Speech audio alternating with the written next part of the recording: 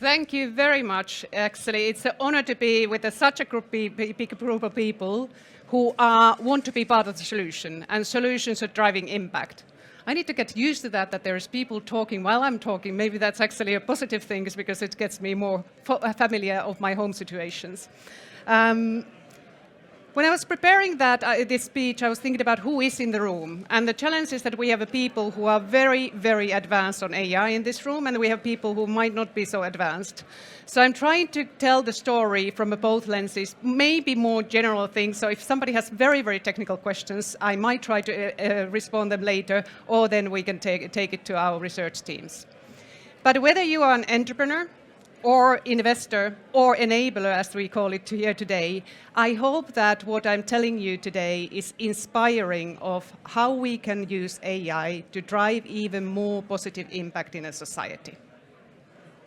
Now, I'll start story with the Google DeepMind, for the ones who don't know it. The Google DeepMind, when it was started, the aspiration we had that we want to develop a general system that drives positive impact across different topics. Sounds very familiar? This was 2010, and the team was very much of a gamers. One of them happened to be a chess prodigy, and they started by training models on games, from very old games like Breakout, which my friends were playing. I was a Commodore 64 myself.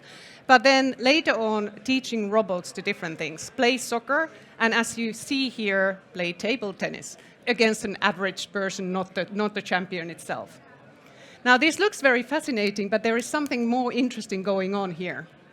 We didn't teach the robot to go left or right, or hit left or right. That would have taken much too long in general. We just gave it a task, score points. And we gave it a lot of video materials on how do you play table tennis in general. And it did a lot of mistakes, it learned, and it came better. And in the end, it's able to play relatively well with the average player, much more better than myself in table tennis. Now, some of you may know that this is a technique that is very much used in AI today, which is called reinforcement learning. And we made reinforcement learning work in our early stages and continue to developing that. What does it mean? That we give a machine a goal, and it starts to learn to improve and get to the goal. Now, it's a bit more complex than that, but principle is the same. Now, our goal was much more bigger.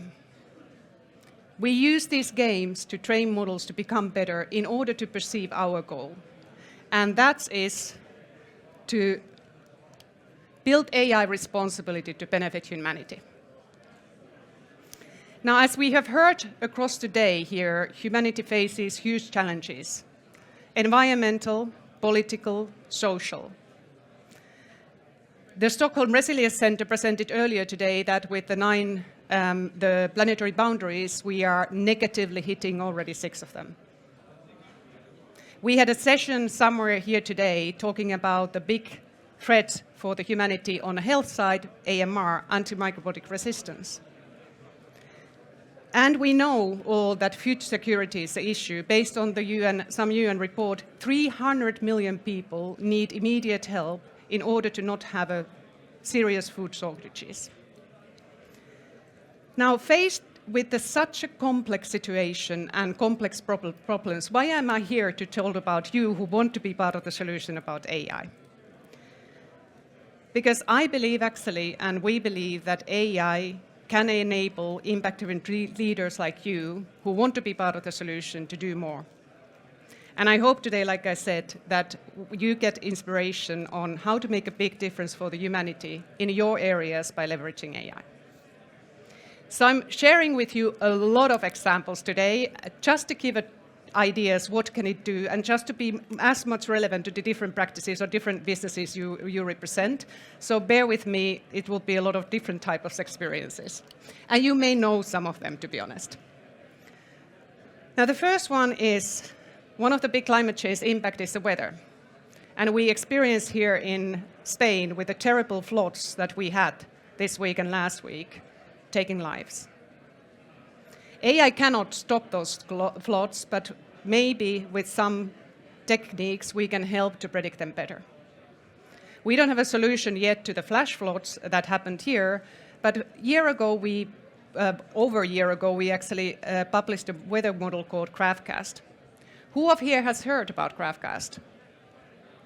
Okay, I have a new audience with only a few hands. GraphCast is an AI model that took roughly 4 decades of weather data. Now, weather is extremely difficult science, I heard.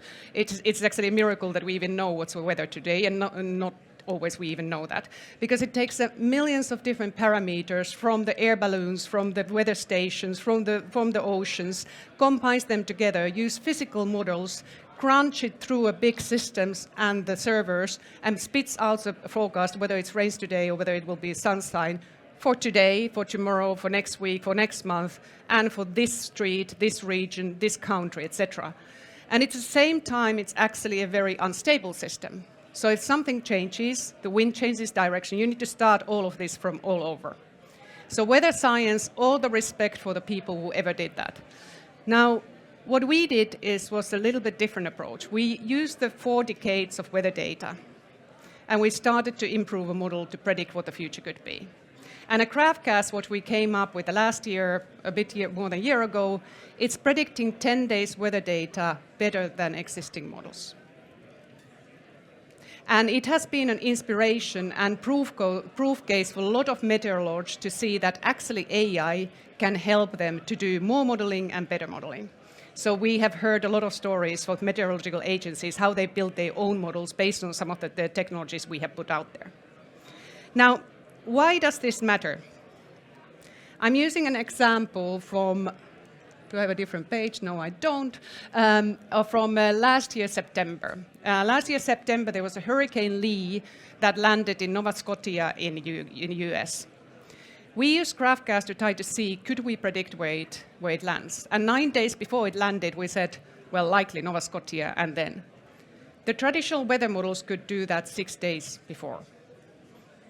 The same precision. That's 3 days more time. 3 days more time to warn people, to safeguard precious infrastructures, to make sure that you're prepared with your supplies. That makes a huge difference. Now, I'm not saying that basically this is going to solve immediately everything, because we're still working to make it better, but this is a signage that AI can help us even in such complex topics like weather.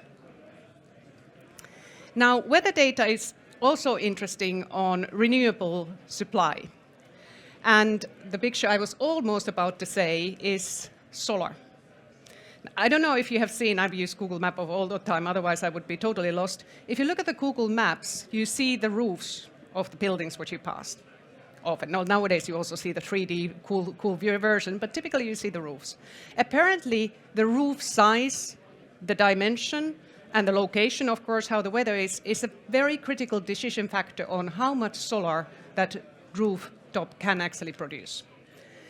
Already 2015, Google started to develop a solution for this one, and this is now Solar AIP, which is a map solutions which developers can use to develop their own solutions to help actually installers to estimate and give guidance to their customers where to put solar panel and how much savings you can do, and can you get the ROI right. And this is based on imaging like Earth engine techniques, the maps, and also weather data.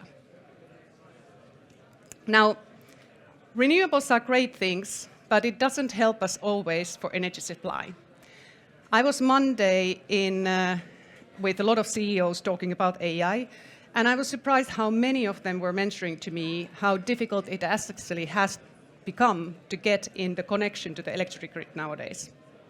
Now, part of it is that actually the equipment is hard, there is a delivery issue, but part of it is that actually planning the demand and supply of energy has become extremely difficult. You know, in the past, we went homes and we put our electrical heating on, and that's it. But nowadays, people are charging their cars, turning their heat pumps on in the times that are less and less predictable. And not only that, also when the sun doesn't shine or there is a little bit of coverage, the production goes down a lot. So actually this prediction of demand and supply, it's an old problem. 1962, there was a research done called OPF, which is optimal power flow, which they tried to match it more the economical view. How do we make sure that we get the cheapest supply to a demand and there is no shortages? And now we have a problem more on shortages also, but also that we make the green supply available. Now, we took the problem. We talked to the grid managers. One of the grid managers told us actually that, yeah, in the past, it was, like I said, it was so much easier. We had this one model and we know that winter we put it on and we put it on. But now it become very, very difficult. We would need to do so much more simulations, but our old models which are running in this compute are slow.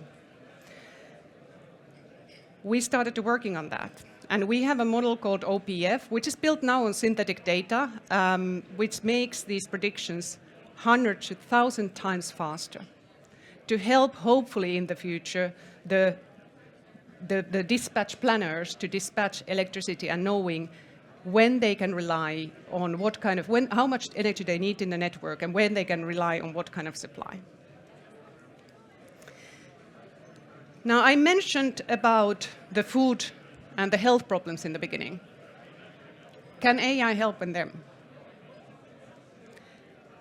I don't know how many of you have heard about AlphaFold.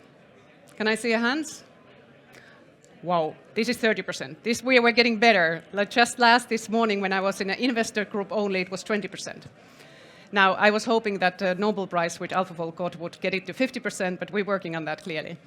AlphaFold is a model that is answering a very old problem for the ones who don't know, which is protein folding.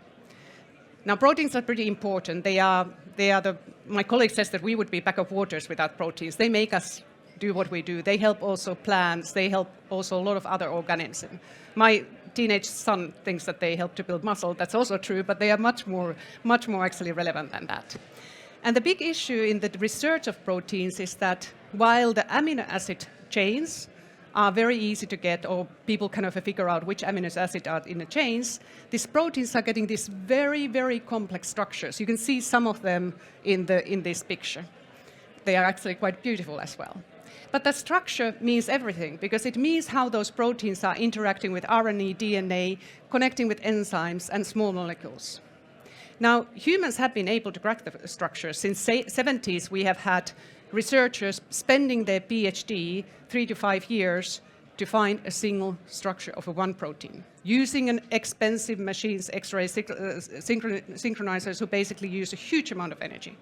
And sometimes they don't fix. I have one in my team who could not find the structure because it was a very complex protein. So humans have collected a lot of data, and we understood that this is a problem that if we could help here, it would make a big difference on humanity. Now, we actually took the patterns of the folded proteins and looked into them and put them in the machine, trained it all over again. And we were able to grab the connection of the amino acid chain and the structure. And we published 2022 200 million proteins to the researchers in the world, which they can access without compute, without paying, just to understand and accelerate their research. Now, you can imagine that the first reaction was one of the very famous microbiologists was telling me, when we got that model, we were like, we're not going to use that. That makes us useless. But then very, very fast in the community, the word was spreading and saying like, oh my God, I can get access to the structure. I couldn't because it was so expensive in the past, and it would actually help me to figure out which structure to do, which not.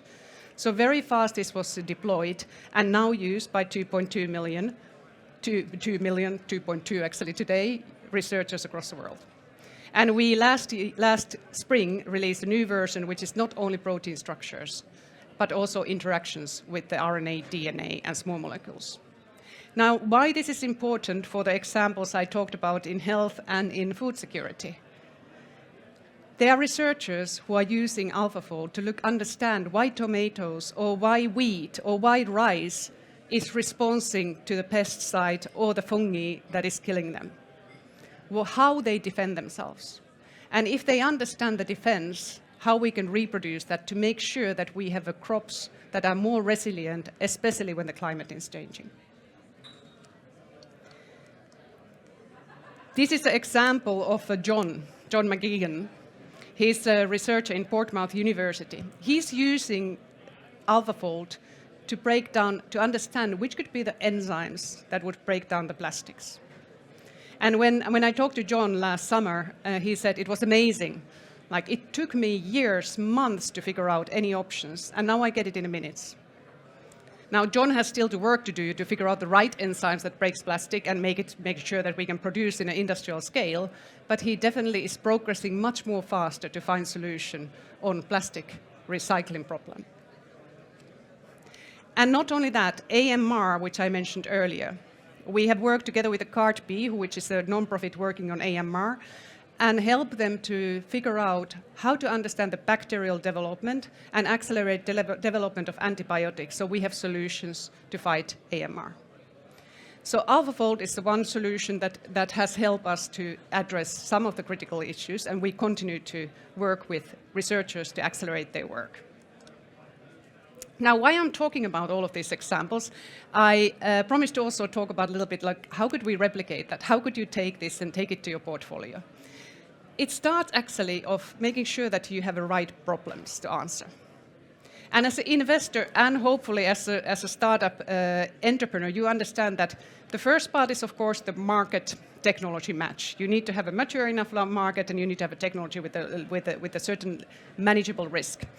We approach it slightly differently because we are R&D organization. We look at the root node problems. So we're always thinking about, is this a problem that can help us to answer multiple other solutions? Like, for example, weather. When we can make weather production, it's not only about what I'm going to wear, but it helps on agriculture. It can help on crisis reaction. It is the root node problems that help us to solve many others. And this is a type of a tree of knowledge, how we approach the problems. Now, secondly, and not very surprisingly to you, we need data. We could have not solved AlphaFold without having 170,000 proteins that were already folded when we started to work. Folded by human researchers, collected by EMBL-EBI, European Microbiology Lab, in a database that was very well usable for machine learning. How can we make sure that in topics that are important for the humanity, we have the right data available and shared among the people who can use it right? One effort we launched in Ungarn Climate Week this year is the CCAI, which is a collection of climate data gaps, which is basically asking researchers to report which gaps we have in a climate data that could enormously accelerate their research, that we can jointly start working. It's a public website. You can look it under CCAI. If you are a researcher, if you are a climate scientist, please contribute and give your feedback so we can jointly join forces and collect that right data. Third, you need talent. Of course, I'm in a Google DeepMind, we have the world-class talent, but world-class or not, we need enough of it. So one thing is to make sure that we have enough data scientists, but that we have also the AI scientists, but we have also people who are scientists and understand AI enough, and that we have diverse people. We have a program that has supported 400 scholars with their studies from diverse backgrounds. This is Julia. She's one of our scholars. Julia is a diverse background, would never properly approached, or she's saying like would have never pursued an AI study in the way she did without our scholar programs. Julia is actually, and why I like to talk about Julia, because she's researching snowflakes. And snowflakes, I'm coming from Finland, and we have like, I don't know how many words of snow, but many. Snowflakes are very unique. Now, why do they matter? Apparently, researchers can predict certain factors when they know the size of the snowflakes. For example, could they help us to understand the Antarctica melting better? Julia is working on developing a model that can categorize snowflakes. And we are, of course, very proud of her work.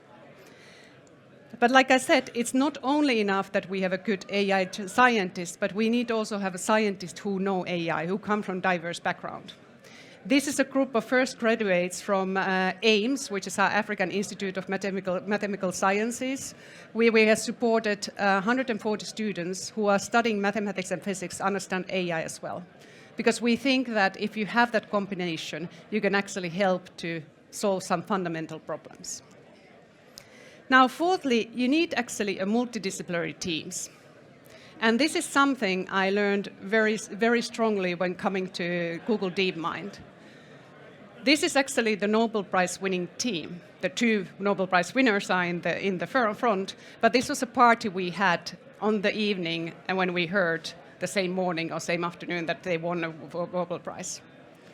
This is not only a team of scientists.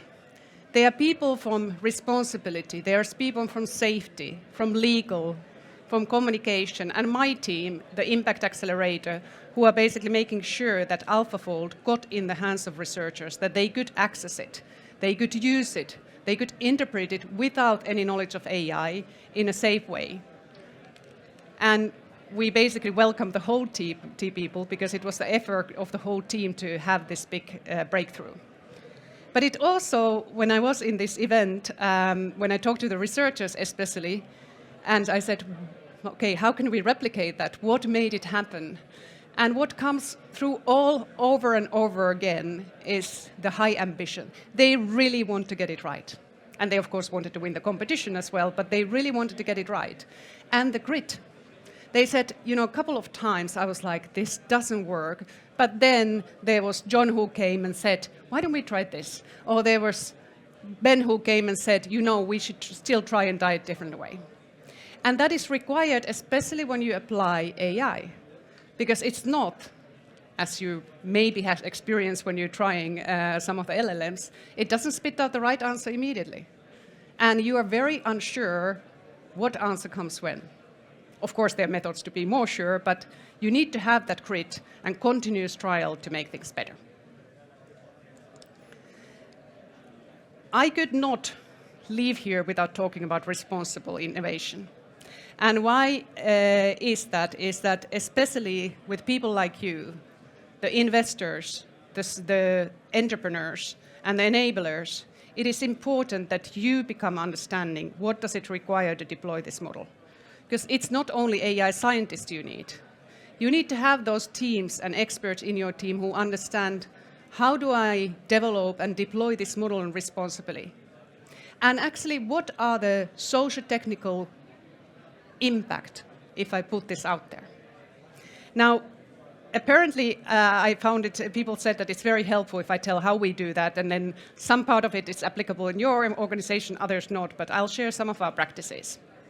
First of all, we have a team of responsibility experts. So they actually know how to look responsibility. They typically study it, and they have done PhDs, and they look at how do you think about, from beginning of developing a model, acquiring data, thinking about evaluation, so how do you make sure that a model does what you want, thinking about deployment, etc. So from beginning on, responsibility experts are involved in the team. We used a lot of cross-functional red teams, which basically mean that my teams are often involved on challenging the model, trying to break it, trying to challenge the outcome, trying to challenge what risks they are, because it's not only the scientist who knows it. And we also know that we cannot trust only our own knowledge. So in case of AlphaFold, I think that in total we reach out 50 people externally. No other Nobel Prize winners, now I can say other, experts, people to ask how somebody, if he wants to use this model wrongly, how could it do that? And in order to deploy that when we develop the access to it. So those are examples of practices we have in our current models. But what often is where we're very excited, maybe even overexcited what AI can do in a short term, we might be underestimating what we can do in a long term.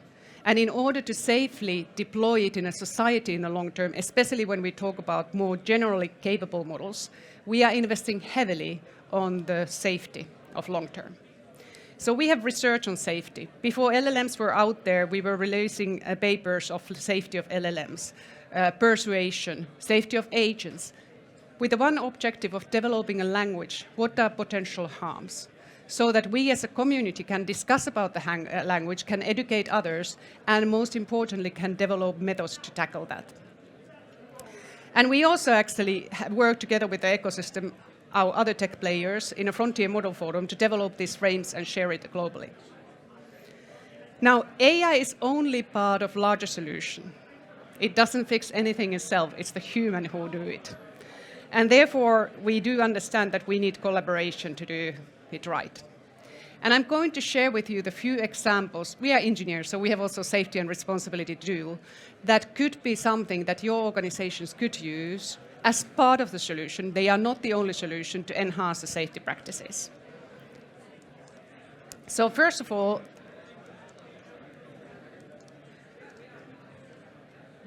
I'm not talking about the space travel, I'm talking about the Synth ID.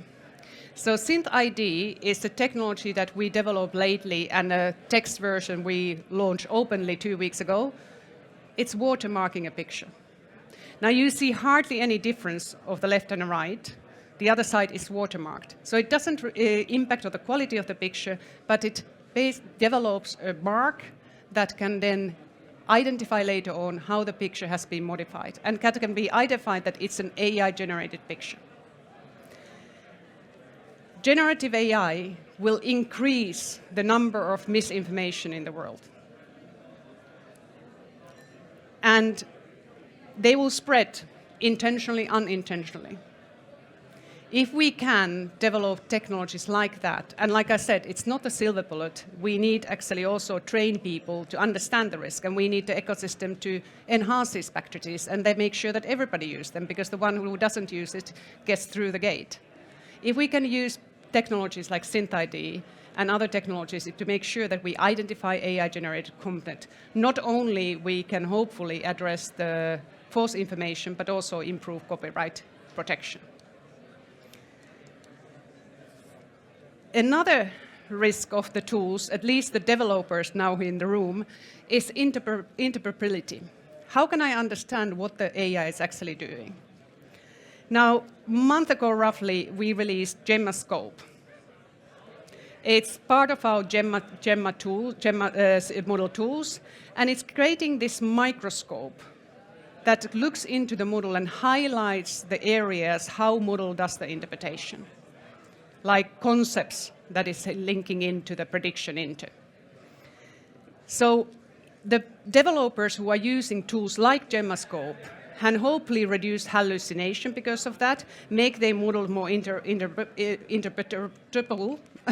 and then also make sure that they protect the risk of deception from the humans or manipulation. Now, Gemma family has also a model called Shield Gemma, which is helping developers to assess safety risk of their model.